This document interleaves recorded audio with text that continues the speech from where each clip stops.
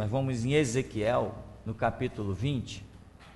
Esse texto tem algumas passagens que nos mostram uma particularidade gloriosa. Diz assim: no 5º mês do 7º ano, aos 10 dias do mês, vieram alguns dos cidadãos de Israel para consultar ao Senhor, e assentaram-se diante de mim. Então veio a mim a palavra do Senhor, dizendo: filho do homem, fala aos anciãos de Israel e dize-lhes: assim diz o Senhor Deus: acaso viestes consultar-me? Tão certo como eu vivo, diz o Senhor Deus, vós não me consultareis. Julgá-los-ias tu, ó filho do homem? Julgá-los-ias? Faze-lhes saber as abominações de seus pais e dize-lhes: assim diz o Senhor Deus: no dia em que escolhi a Israel, levantando a mão, jurei a descendência de Jacó e me dei a conhecer a eles na terra do Egito. Levantei-lhes a mão e jurei: eu sou o Senhor vosso Deus. Veja que Deus está dizendo algo para o povo, está dizendo assim: faze-lhes saber as abominações de seus pais. Ora, mas já falamos, os filhos são culpados dos atos dos seus pais? A Bíblia não diz que o filho não levará a culpa do pai, nem o pai a culpa do filho? A alma que pecar, essa morrerá. Isso é o fato, é a realidade. Não importa o que foi meu pai, importa o que sou eu, porque todos nós temos algo chamado livre arbítrio. Isto pesa, mas pesa mais do que qualquer peso. Livre arbítrio é algo muito poderoso que nós temos. O que nós decidirmos, não acabei de citar, eis que diante de vós proponho 2 caminhos. A decisão é de vocês. Escolham a vida para que vivam. Então, irmão, o livre arbítrio é a nossa identidade, é o que norteia as nossas decisões. Aí o que acontece? Por que Deus está dizendo: esse povo que vem me consultar aí, eu não estou nem aí para eles, eu não vou dar resposta para eles.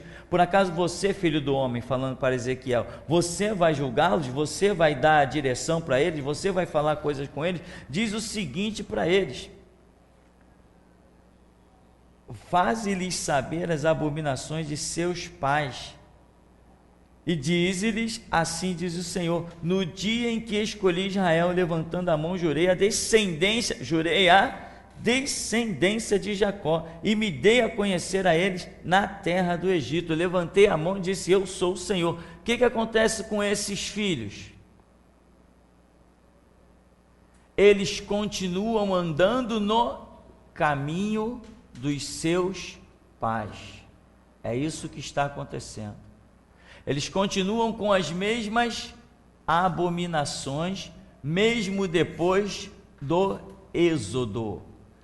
E aqui o subtítulo diz: as abominações da casa de Israel depois do Êxodo. O que é o Êxodo? A saída de Israel lá do Egito. Ou seja, esse povo que hoje está diante de Ezequiel, vivendo uma situação ali controvérsia, né? Os inimigos estão cercando, a ruína está acontecendo, os cativeiros estão, enfim.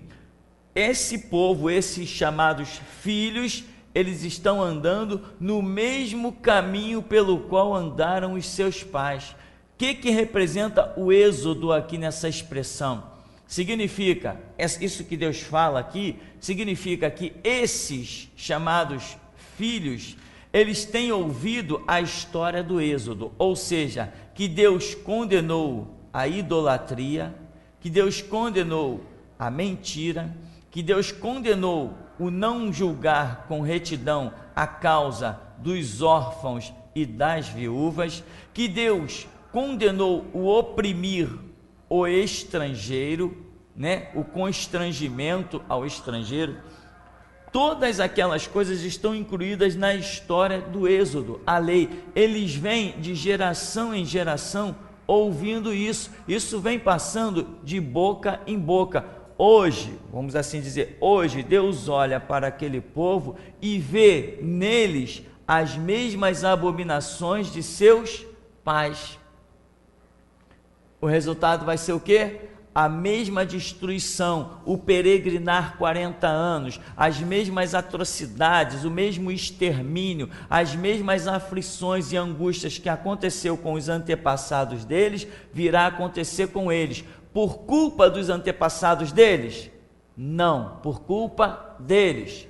A Escritura diz lá, né, em Êxodo, parece no capítulo 20, né, eu visito as abominações dos pais nos filhos, até terceira e quarta geração dos que me aborrecem. Então, é terceira e quarta geração dos que me aborrecem, mas faço misericórdia a milhares aos que me amam e guardam os meus mandamentos.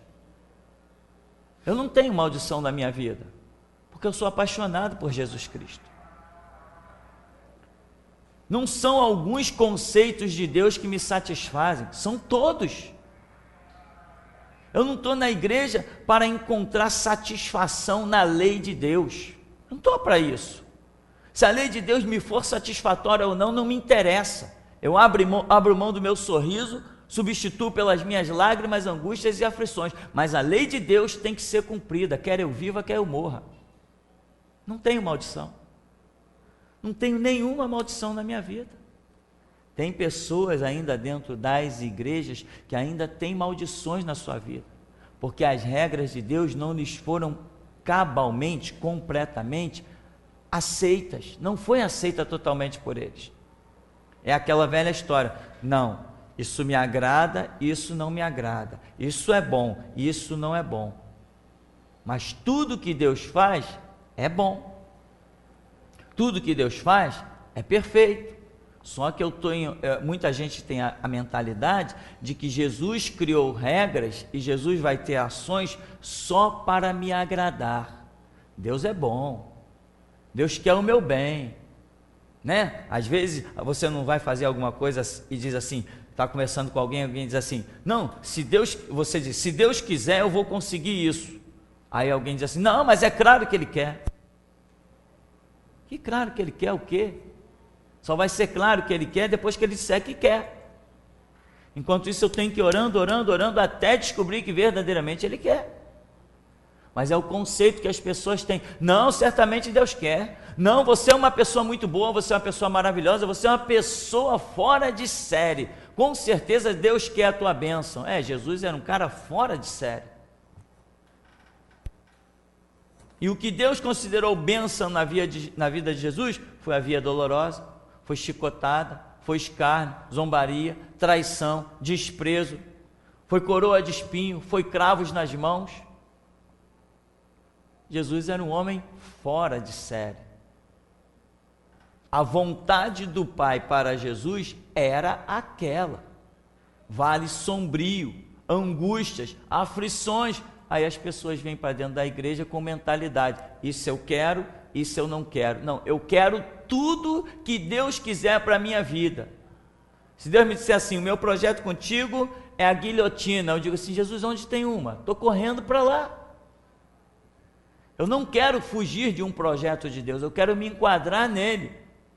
Eu tenho um projeto, se for um projeto como Paulo, Ananias, vai lá, eu já resolvi a minha vida com esse camarada, eu vou mostrar para ele o quanto ele deve padecer pelo meu nome. Jesus poderia ter chamado Ananias e dito assim, Ananias, eu vou fazer o seguinte com esse Saulo aí, eu vou mostrar-lhe o quanto o meu nome dá prosperidade, eu vou mostrá-lo o quanto ele pode ficar rico com o meu nome, o quanto ele pode ser uma pessoa famosa, reverenciada com o meu nome.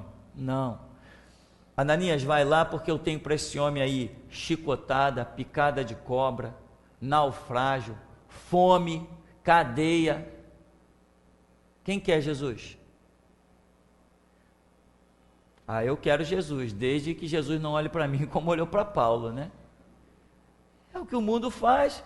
Uma vez eu estava ouvindo uma pregação e o homem dizia assim: se hoje o apóstolo Paulo entrasse numa igreja e dissesse assim, eu vim dar o meu testemunho, ninguém deixaria ele dar o testemunho dele.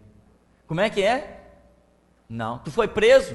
Se tu foi preso é porque tu é um marginal. O Estado te chicoteou? É porque tu não vale nada mesmo. Deve ser um cracudo da vida. O que foi? Uma cobra te picou? Mas tu é uma raça mal mesmo. Não vale nada. E o pregador ia dizendo tudo o que aconteceu na vida de Paulo, de acordo com o luxo das igrejas hoje, a igreja da fama, a igreja dos artistas, a igreja do colarinho branco, a igreja do todo mundo certinho, guarda a lei dos homens, guarda a lei de Deus, como se Paulo foi massacrado pelo Estado. Tudo que era canto que ele pisava, que tinha uma sociedade organizada, o Estado caía de pau em cima dele.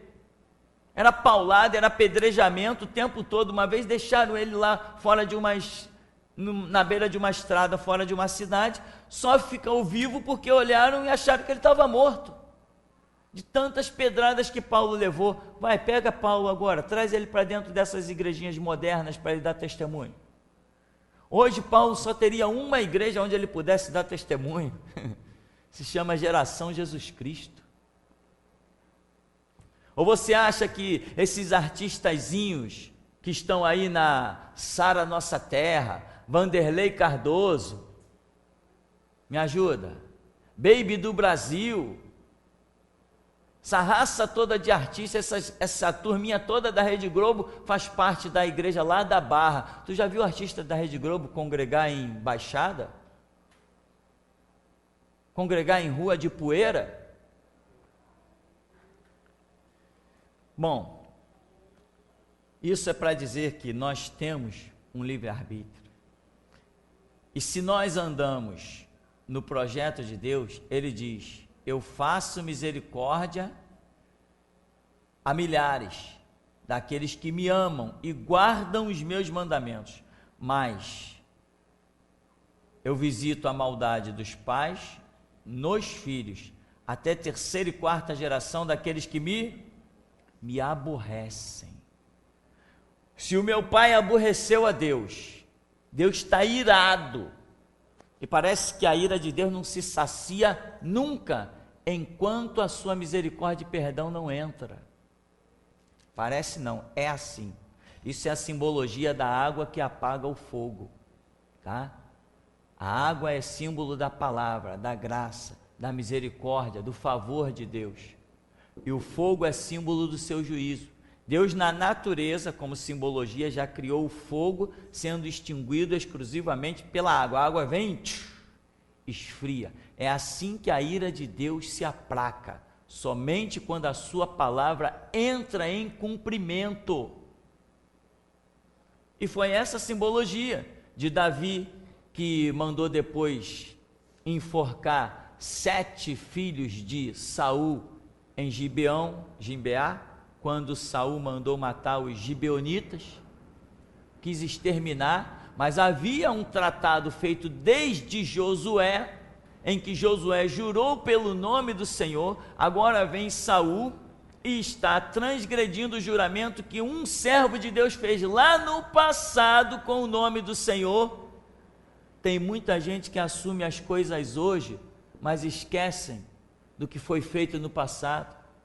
Um pacto feito com o servo de Deus no passado, mesmo, ninguém quebra.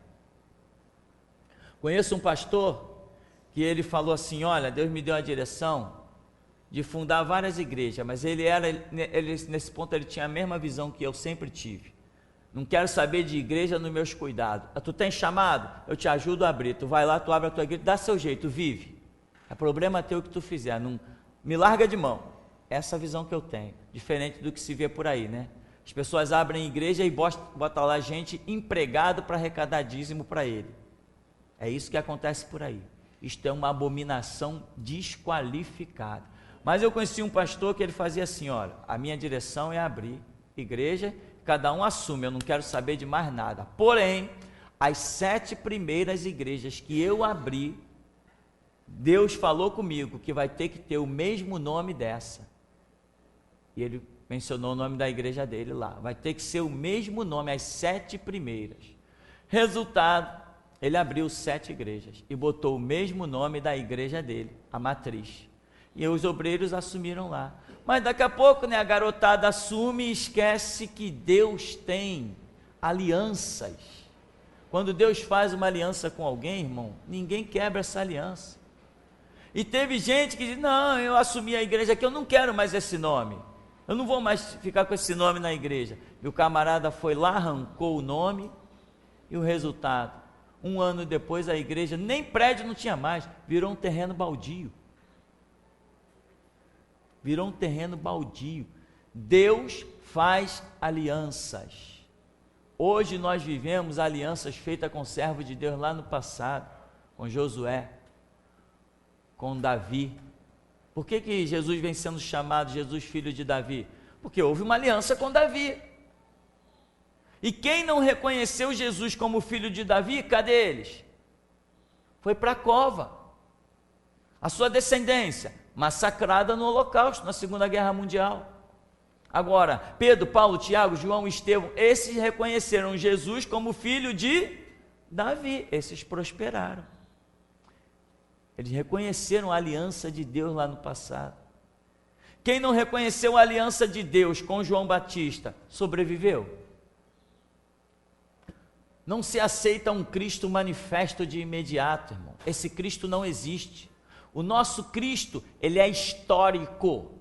O nosso Cristo, ele é profetizado. Deus poderia ter começado Gênesis e dito assim, porém inimizade entre ti e a serpente, entre a tua descendência e o seu descendente, este te ferirá a cabeça e tu lhe ferirás, este te ferirá o calcanhar, mas tu lhe ferirás a cabeça, enfim, que a descendência da mulher esmagaria a cabeça da serpente. Acabou, não precisava falar mais nada ao longo de 4.000 anos. Ao contrário, de 6 em 6 meses tinha uma profecia. O nosso Cristo não é uma manifestação instantânea. O nosso Cristo, ele é profetizado, ele é histórico. Se você não tiver rendição à profecia e à história, você não tem Cristo nenhum. Se alguém disser assim, não, eu quero o Deus da geração Jesus Cristo, pois bem, pode começar de Gênesis. Não, eu vou viver Jesus daqui para frente não existe Deus. O Deus que existe, ele vem de antes da fundação do mundo até aqui e por toda a eternidade. Ninguém segue o Deus da geração Jesus Cristo daqui para frente. Senão, para que Deus ia mandar gravar mensagens? Deus diria, não, eu te dou as mensagens de novo, eu te dou mensagens novas, eu te dou o mesmo contexto, eu te dou o mesmo cenário. Deus me mandou durante anos, nos deu recurso, nos ensinou a gravar, nos ensinou a trabalhar com software, nos ensinou a trabalhar com equipamento. Eu estava dormindo, de repente eu dizia assim, caramba, como é que eu vou gravar as mensagens? Eu dizia assim, pega aquele teu aparelho de som lá, da fita cassete. Eu dizia, caramba, quando eu acordava, eu dizia, mas como que esse negócio vai funcionar? Mete uma mesa aqui, mete um fio ali, fui aprendendo as coisas sozinhas.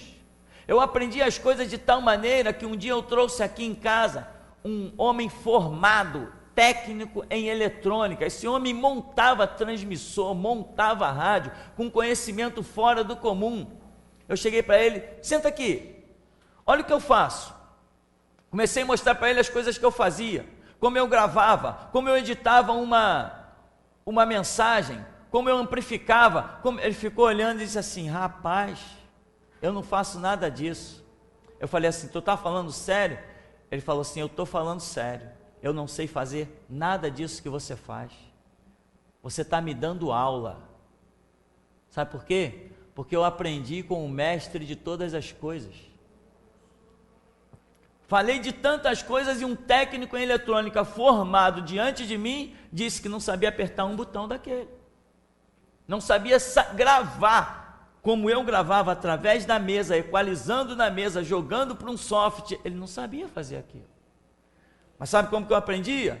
De noite, quando estava dormindo, eu via o aparelho na minha frente, eu me via conectando os cabos. É assim, meu irmão. Tudo tem história. Tudo tem, sabe?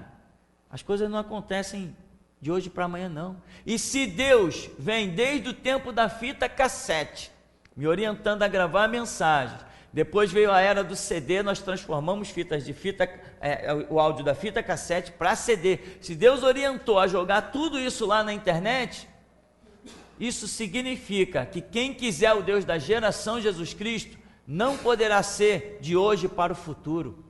Ele vai ter que chegar aqui hoje e lá atrás e recomeçar. Tem que ter bagagem, tem que ter estrutura. O que é a restauração? Eu passo meses aí sem tocar em mensagens da restauração, mas ela já está completa lá na internet, numa pasta intitulada Restauração. O Cristo que nós pregamos não é instantâneo, ele é histórico. Você não tem como pregar um Cristo instantâneo. Você nunca vai chegar para alguém e vai dizer assim: olha, eu quero te falar de Deus. A pessoa diz assim: que Deus? Não, Deus que eu acabei de conhecer ali. Você vai falar para a pessoa de um Deus que há milhares de anos se manifesta sobre a humanidade. Você não vai falar de um Deus instantâneo, você vai falar de um Deus histórico, você vai falar de um Deus profetizado. E se ele é profetizado, se ele é histórico, sem conhecimento, você não consegue entendê-lo. Então, as mensagens estão lá. Quem tem ouvidos para ouvir, ouça. Vamos voltar um pouquinho mais aqui? Então, faze-lhes saber as abominações de seus pais. Por quê? Porque eles continuam andando, conforme a Bíblia vai ser bem clara, nas mesmas abominações de seus pais. Então, sobre eles está o quê? Estão as maldições. Tudo aquilo que Deus havia avisado, profetizado que viria sobre a geração, está ali sobre eles, porque eles estão andando nos mesmos erros dos seus pais. E por que Deus está cobrando? Porque eles agora, já bem grandinhos, com consciência até de buscar Deus, de vir diante de um profeta, nem por isso eles deixaram os seus conceitos, os seus preceitos, não deixaram as suas maneiras de ser, a sua maneira de pensar, sentir e agir, e por isso sobre eles não tem uma boa palavra, tem uma palavra ruim. No verso 5, e diz-lhes: assim diz o Senhor Deus, no dia em que escolhi Israel, levantando a mão, jurei a descendência de Jacó e me dei a conhecer a eles na terra do Egito.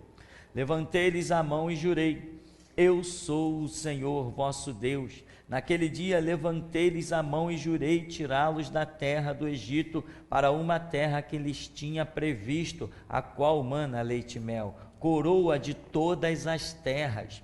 Então lhes disse: cada um lance de si as abominações de que se agradam os seus olhos, e não vos contamineis com os ídolos do Egito. Eu sou o Senhor vosso Deus. Então, no verso 7, Deus está dizendo o quê? Então lhes disse: cada um lance de si as abominações, o quê?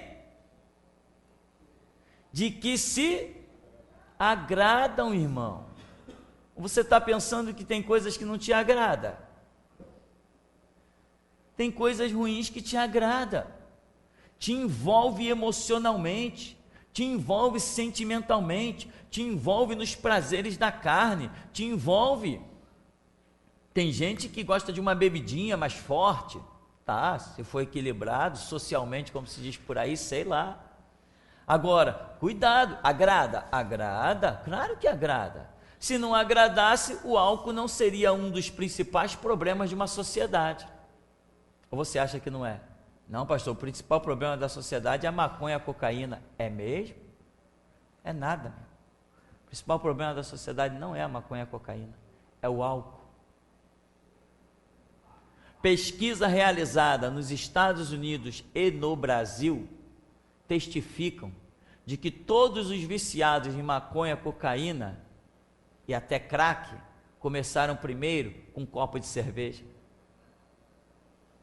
Eu conheci um barbeiro que tinha abandonado a maconha e a cocaína, e ele dizia que quando ele chegava no meio do pessoal, o pessoal dizia assim, como é que tem uma gíria que eles usam, né?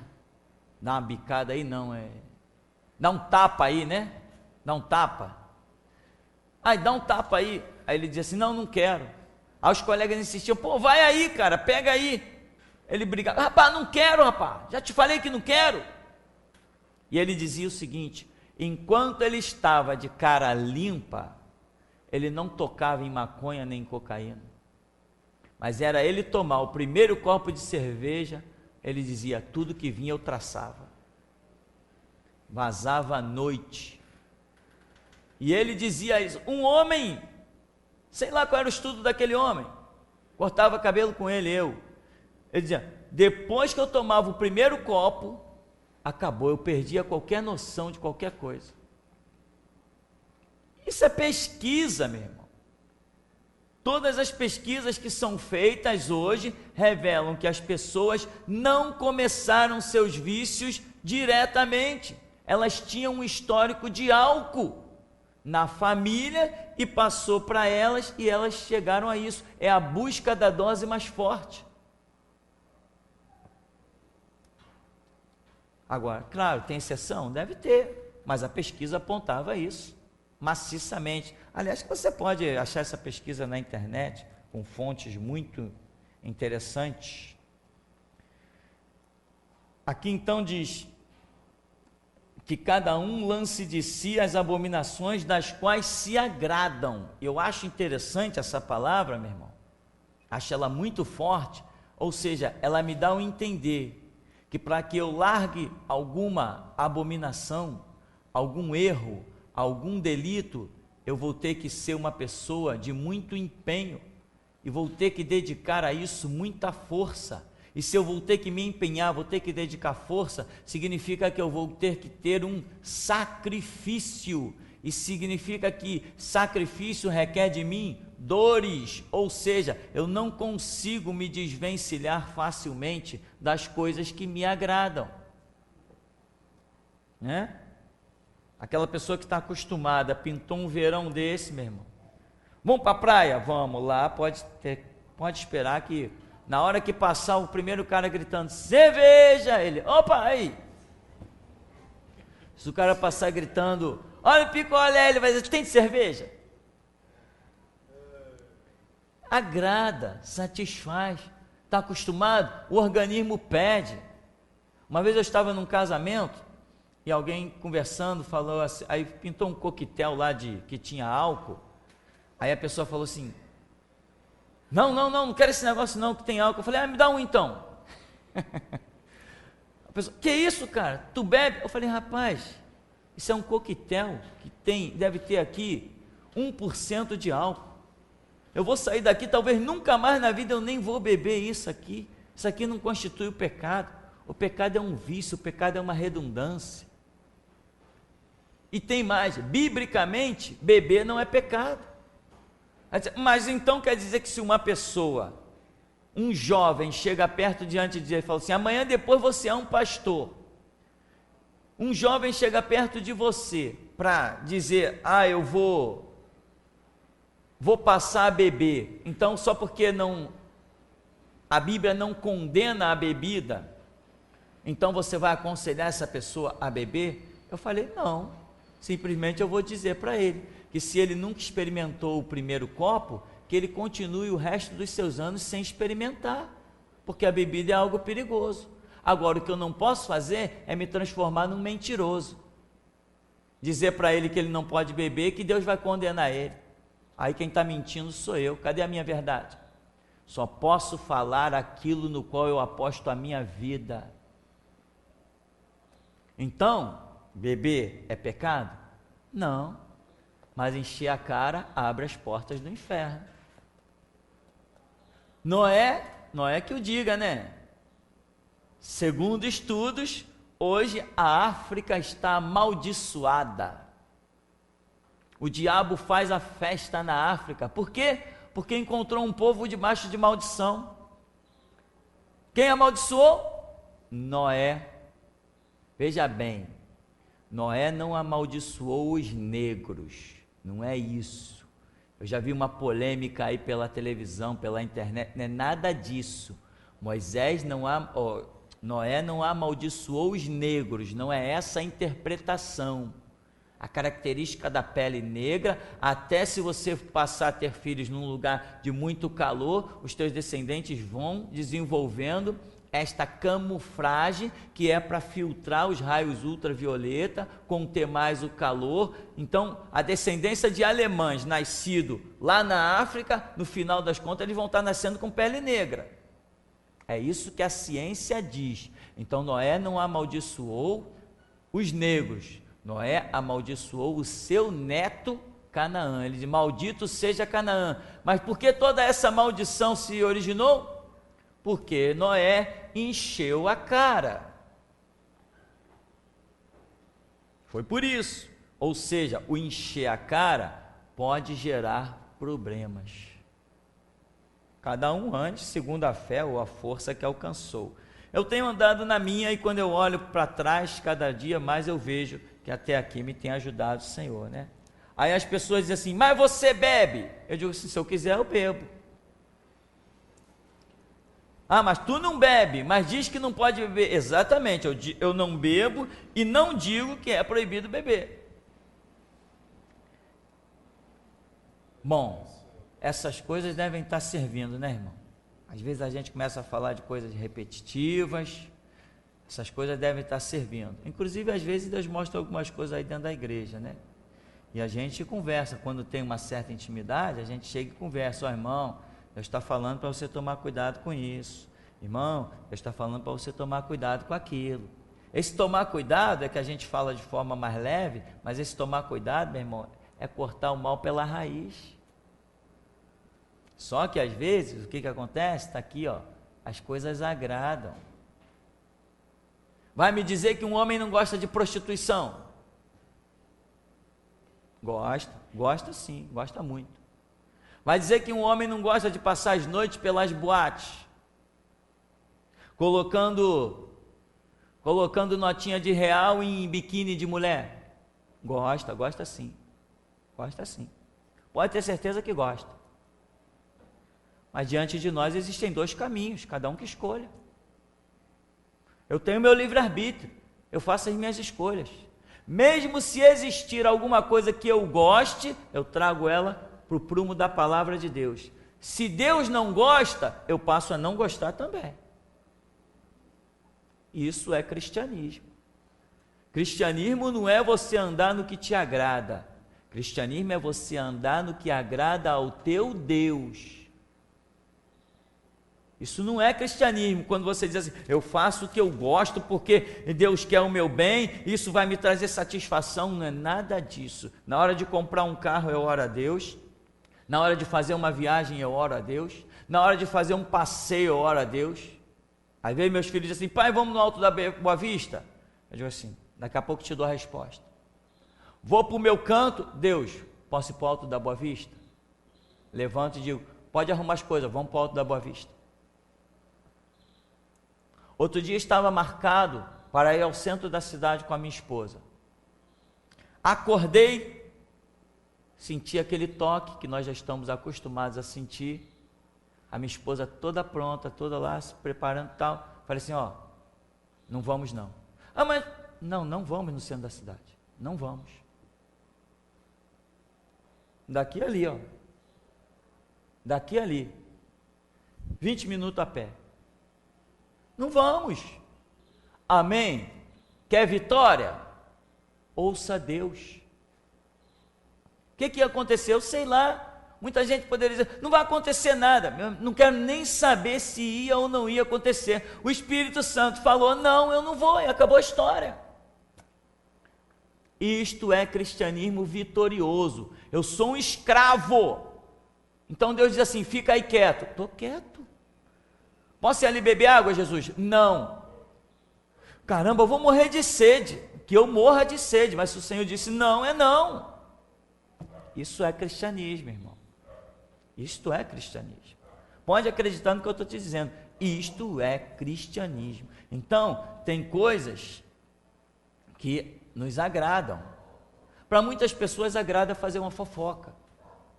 Tem gente que quando ouve uma notícia nova, não dorme. Eu tenho que contar isso para a irmã. Não, eu tenho que contar. Chega no dia seguinte, 7 horas da manhã, está tocando a campainha da irmã, eu não dormi essa noite, eu tinha que te contar. Vai perguntar primeiro a Deus se você tem que contar ou não. Eu sei coisas aqui de dentro da igreja. Gente aí sem experiência de vida, gente apressada que fala coisas. Se eu contasse aqui dentro, chegasse perto de uns 3, 4 irmãos e dissesse assim: vem cá, sabe o que a fulana falou de você? E tem mais, ainda falou na internet. Eu ia envenenar corações aqui, eu ia criar intrigas. Não, deixa para lá, meu irmão. Agora, se Deus me disser assim, vai e fala, aí é diferente. Mas se Ele não disser para não falar, se ele não me disser para falar, eu fico mais satisfeito ainda. Entendeu? Agora, tem gente que se agrada, aliás, se agrada não, é viciada em participar de fofoca. Não sabe guardar um segredo, não sabe ouvir uma coisa e ficar calado, não sabe ver e ficar calado. Imagina conseguir reter as confissões que eu tenho, de pais que apresentam seu filho para mim: ó, meu filho aqui, caramba, não é filho do cara, que a mulher dele já me disse que não é filho dele. Ah, pastor, que eu fiz que não sei o que, e eu disse: caramba, o cara está sendo enganado. Mas não é responsabilidade minha avisar quando Deus me diz para mim eu me calar. Eu só tenho que falar o que Deus quer que eu fale. Eu sou um escravo de Jesus Cristo. E bem-aventurado é ser um escravo de Jesus Cristo. É um cargo que pouquíssimos conquistam. Agora, eu escravo, que nada, eu sou livre. Eu não sou livre. Eu fui escravo do diabo. Jesus me libertou. Quando Ele me libertou, Ele disse assim: você agora é livre. Eu disse: não quero liberdade, eu quero ser o teu escravo. Cada um escolhe o que quer, né? Agora, tem coisas que te agradam. Fazer fofoca agrada, não agrada? Caramba, se eu fizer essa fofoca, eu quero ser o primeiro a contar para aquela irmã que eu vou ficar assim com ela, ó. Ficar assim com um ser humano é besteira. Eu quero ver ficar assim com Ele, com Todo-Poderoso. Ser assim, coladinho com Ele, que aí quando o mal vem sobre você, Ele diz assim: sobre esse não. Quando o abismo está na tua frente que tu vai pisar, Ele sustenta o teu pé no nada, porque você é assim com Ele. Agora, quantos puxa-sacos eu conheci dentro de gabinete de pastor? Só se eu tivesse um livro maior que a Bíblia para escrever o nome de cada um. Resultado, cadê o resultado? Eis a realidade. Então, aqui, no verso 7, então disse: cada um lance de si as abominações de que se agradam os seus olhos. Quer dizer, tem coisa que enche os teus olhos, mas não enche o teu espírito. Enche também a tua alma, mas a alma é a sede dos sentimentos, né? Se você não sabe disso, vai estudar lá no passado. Então, tem coisas que enchem os teus olhos e enche a tua alma, mas não enche o teu espírito, né? Então, não vos contamineis com os ídolos do Egito, eu sou o Senhor vosso Deus. Aí diz assim no verso 8: mas rebelaram-se contra mim e não me quiseram ouvir. Ninguém lançava de si as abominações de que se agradavam. Ninguém lançava de si as abominações de que se agradavam os seus olhos, nem abandonava os ídolos do Egito. Então eu disse que derramaria sobre eles o meu furor, para cumprir a minha ira contra eles no meio da terra do Egito. Tá? Então, irmão, eis a realidade. Mais uma vez, para concluirmos: cuidado com as coisas que te agradam. Tem pessoas que perdem o chamado de Deus, porque eu sempre falo essa minha experiência. Tinha um jovenzinho que aqui na igreja, no começo, começou a caminhar aqui, depois começou como sempre, né? pegava as mensagens daqui, os seminários daqui, e ia se exibir nas oportunidades das suas igrejas por aí afora. E aí vem sonhos, vem visões, vem revelações, e a gente vê que a pessoa tem soberbia, a gente fica só olhando de camarote, esperando a queda. E esse jovem dizia assim, pastor, o meu ministério é o louvor. Ele sempre dizia, o meu ministério é o louvor, o meu ministério é o louvor. Um dia ele veio, meu ministério é o louvor. Eu falei assim, vem cá, por que o teu ministério é o louvor? Ele falou assim, porque eu gosto muito de cantar. Eu falei, o chamado de Deus na nossa vida não é para fazermos aquilo que nós gostamos, é aquilo que Ele quer que seja feito. Ele precisa de obreiros nessa seara, e muitas vezes nessa seara tem funções que eu não quero realizar, são funções ruins, quer ver uma função ruim? João Batista, tá tudo legal aí? Sombra, água fresca, sacerdócio, tá tudo bem contigo? Tá, então João Batista, vai lá para o deserto, areia do deserto, vai vir tempestade, tu vai se esconder na caverna, vai ter que comer gafanhoto, mel silvestre, quando tu sair para pregar, o sol vai se escaldar em cima de você, tá vendo essa pele branquinha que você tem aí, ô João Batista? Ela vai ficar negra de tanto sol. Tu vai ter, João Batista, sabe quantos, o teu guarda-roupa lá no deserto, vai ser guarda-roupa de uma peça só, tu vai usar o tempo todo isso aí, ó. Como era a veste de João Batista? Pelos de camelo. E tem mais, hein? Para conseguir aquela vestezinha de pelo de camelo, não pensa que era fácil, não. E ele só tinha aquela. Com aquela ele entrava no rio, e que rio, hein? Está pensando que o Rio Jordão tem água cristalina? É mais lama do que outra coisa. Tanto que Naamã questionou. Eu mergulhar 7 vezes nesse rio aí? Olha, não tem lá na Síria rios muito melhores do que isso aí? Por que então não podia mergulhar lá? Porque aquilo era lama. Um rio no meio do deserto, vem o vento, bate e joga toda a poeira em cima da água ali o tempo todo. Era lama.